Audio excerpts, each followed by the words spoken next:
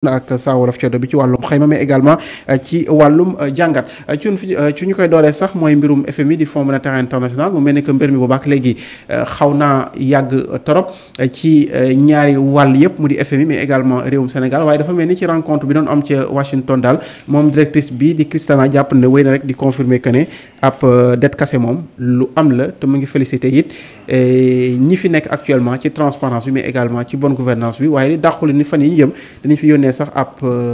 délégation bu ko defee ñu liggéeyaat ci beneen programme bu bees. waaw Christina nag. ñu ngi ko doon xaar depuis bu yàgg pour ne pas dire ñu ngi doon xaar FMI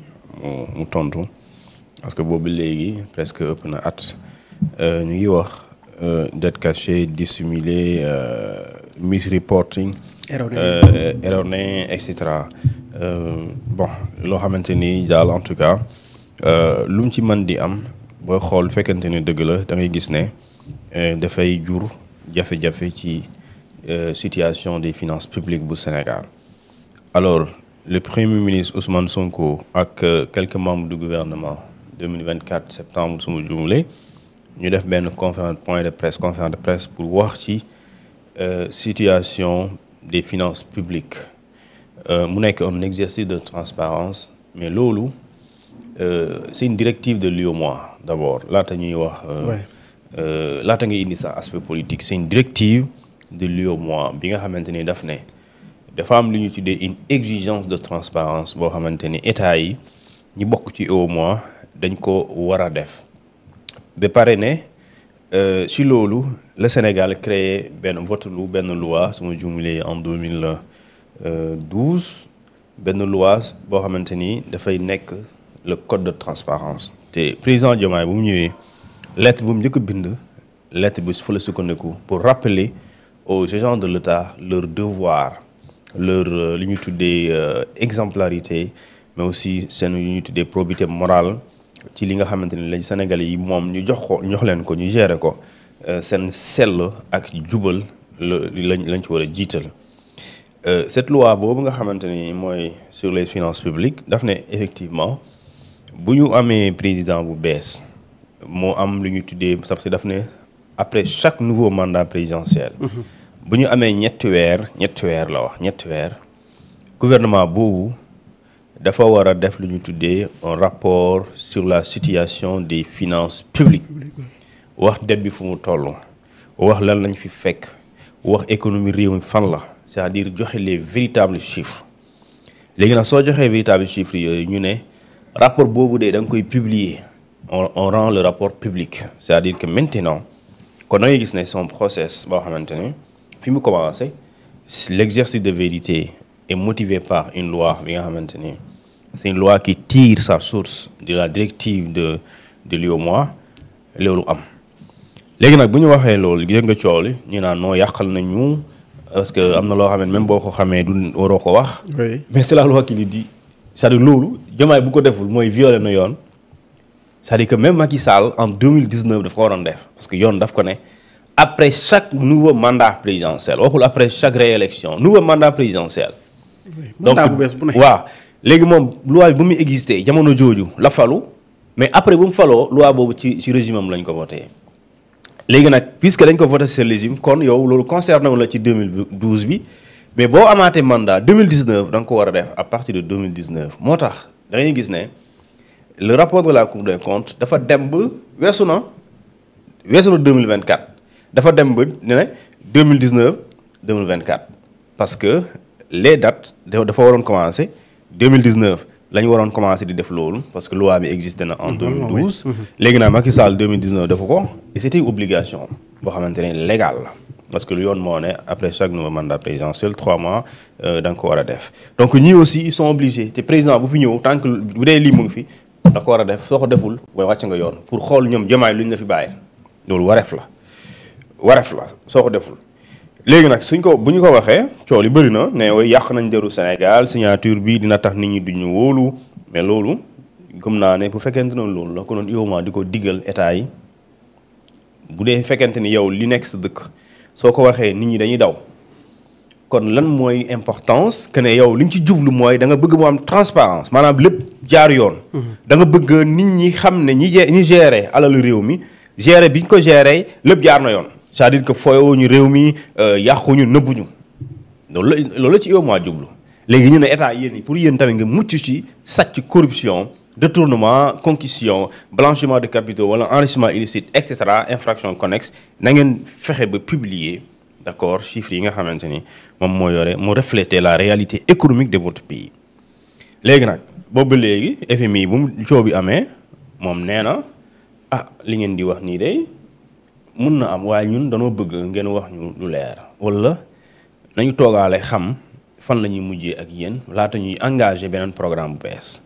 FMI téye loxoom bi jamono bii may wax ak yow daa téye loxoom alors mu nekk wootante daaw ci heure bii Cheikh Diba dem na Washington. Oui. Alors ñu waxaat ba léegi amuñu décaissement de la part du FMI ba léegi nag amuñu décaissement léegi FMI démb na soxna si nee na en tout cas ki jiite FMI bi nee na moom lii di Sénégal il y avait des dettes cachées découvertes par les autorités sénégalaises mais maintenant tout est clair. loolu ci tubaab bu leer ci olof bu simple mooy am na bor bu ñu nëbb bu ñu gis ñi ko gis wala ñu tax ñu gis ko mooy kilifa réewum Sénégal ñi fa nekk jamono ji maintenant lépp leer na léegi nag lépp leer na ci moom et maintenant j'attends la communication du gouvernement. c'est ça waaw parce que lépp bu leeree gouvernement bi. Le FMI a confirmé les autorités. ci li ñuy wax ne dette bii dañ ko nëbb maanaam am na bor bu ñu nëbb am na bor bu ñu ci nëbb. léegi bor boobu noonu bu ñu nëbb après fu muy amee importance mooy nëbb nañ ko d'accord ñaata la ñuy nëbb ñaata ci ay milliards buñ ko nëbbee ñi ko nëbb ñooñu ñan lañ te bu dee dañ ko nëbb ñooñu dañoo am responsabilité pénale ci réew mi ku nëbb bor da nga war a dem ci yoon. parce que nga wax leen xaw ma lu tax la mu la motiver ndax da nga koo def de manière délibérée mu neex la wala dañ la ko defloo wala da nga koo defloo ay nit mais boo ko defee pare lan moo nekk l'objectif parce que nëbb det beneen cas la waaye soo ko nëbbee c'est-à-dire l'objectif c'est quoi boo ko nëbbee. oui lan moo leen taxoon a jóg quoi. c'est-à-dire que l'argent caché bu dee dette bi si la dette est cachée par exemple à quoi a servi cet argent qui a été contracté au nom du Sénégal mais qui n'a pas été retracé et pourtant le Sénégal est tenu de rembourser cette dette là léegi xaalis boobu noonu bu dee dañ ko nëbb léegi dañ ko utiliser ci nan ak ñu ko utiliser fan lañ ko dugal dañ ko détourner wala dañ ko def seen yëfu bopp wala et cetera et cetera léegi nag dans ce cas foofu da ngay gis ne bu leeree sa bopp yow sénégalais bi nga xamante ne oui il y a eu des dettes cachées alors ceux qui ont caché ces dettes là c'est qui et pourquoi ils l'ont fait bu ñu ko defee aussi xaalis boobu ça a servi à quoi est-ce que ça a servi à construire le Sénégal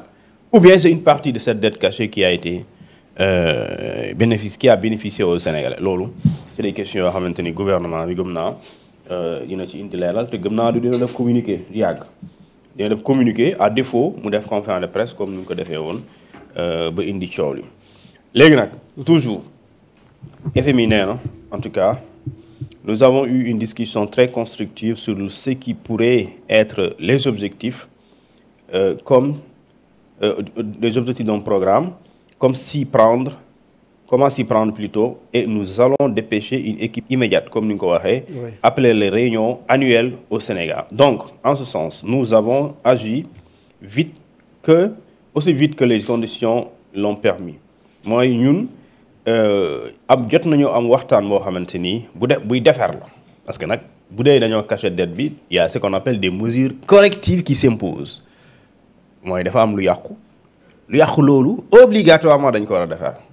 léegi loolu la ñuy tuddee mesure corrective moo tax mu ne il y a une discussion très constructive boo xamante ni objectif yi mooy ñu am benn programme boo xamante ni ci la ñuy sëkk ñun ak Sénégal ñu dox ci loolu léegi FMI loo waxaan na effectivement ne alors nous allons dépêcher maanaam dinañu am yónni mission boo xam ne dañ koy yónni fan yi di ñëw fële ci Dakar après réunion bi ñu nekk parce que su ma jumulee dañu war a pare décembre mais gëm naa ne donc la mission sera en janvier wala février au plus tard parce que d'habitude mois yooyu lañ fiy ñëw alors mu ne ci loolu nous avons agi aussi vite ci lu gaaw et pour ci condition pour ñu mën a yegg ci li ñuy def nii tey parce que maa ngi fàttaliku quand président Diomaye était aux États-Unis dernièrement France 24 dañ ko laaj mu ne FMI dafa war a baral jéego yi donc da ngay gis ne donc à l'approche des annuels de ce qu'on appelle des assemblées annuelles du FMI et de la Banque mondiale alors ñu profiter ci lii annoncé lan la FMI jàpp na ci situation Sénégal fu ñu toll mais aussi lan la FMI di war a sëkk ak Sénégal fan yi di ñëw léegi bu ñu ñëwee certainement ils vont sceller le programme et également dire à l'État du Sénégal dinañ ànd ak yéen ci programme bi léegi période bi la ñuy décaisser moment bi et cetera léegi dans ce cas État du Sénégal ci li mu am jafe-jafe ak FMI au moins on aura eu espoir que dinañ ko régler léegi j'espère léegi nag problème bi mooy waa APR ñoom nee na am na ñoom nee nañ dañuy exiger ay réponses yu claires sur la possibilité d'une dette cachée mooy nee nañ dañoo bëgg ñu wax leen nan la nit mën a nëbb bor. oui c'est les préoccupations de léegi partisans Macky Sall yi ñoom nee nañ ils refusent de croire aux allégations des nouvelles autorités moom dañoo bañ a dégg. waxu ñii nga xamante ne ñooy ñi jiite réew mi. parce que plusieurs reprises wax nañ ko waxaat ko APR nag nee na a toujours fait une distinction claire entre dette principale et dette contingente coow na fa la jëm. xam nga cooli fa mu jëm. et loolu gis naa ñi koy waxtaanee loolu la ma xam nga du ma économiste te du ma dugg ci débat boobu dama ne. dafa am dette boo xamante ne ñu ne. FMI moo la koy abal. léegi FMI bu la koy aal soo koy defar rapport da nga koy defar rapport ci li mu la lebal bu la lebalee 1000 milliards da nga koy def lu ñu tuddee rapport ci 1000 milliards yi mu la lebal. léegi mu am dette boo xamante ni dafa am des entreprises parapubliques par exemple yoo xamante ni ñoom dañ leen jox possibilité ñu dem lebi.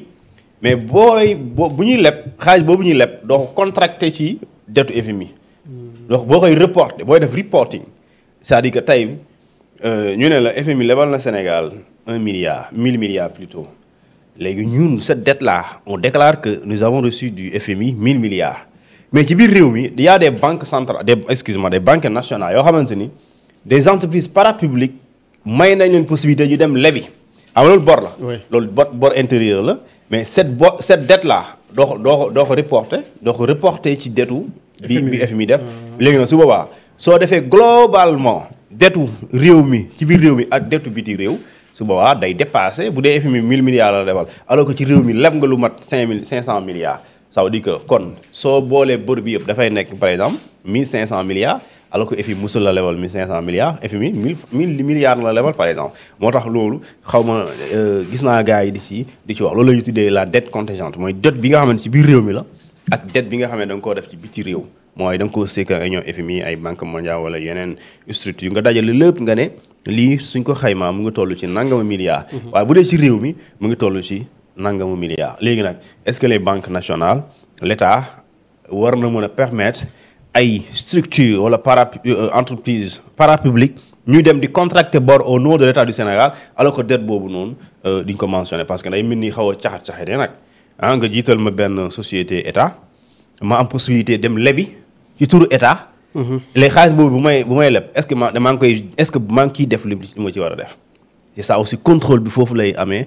problème parce que lu lay FMI di contrôler boo dugal xaalis FMI nu lay contrôler bokkul ak bu lee bu Sénégal. par exemple tey su ma demee ci banque bi au nom de l'État du Sénégal et loolu le rapport de la Cour des comptes wax na ko. des entreprises parapubliques ont contracté des dettes au nom de l'État du Sénégal et c'est xaalis boobu noonu lu ci ëpp bonne gestion bi du nekk lu leer léegi nag moo tax il faut faire cette différence léegi nag est-ce que loolu day dédouaner waa APR.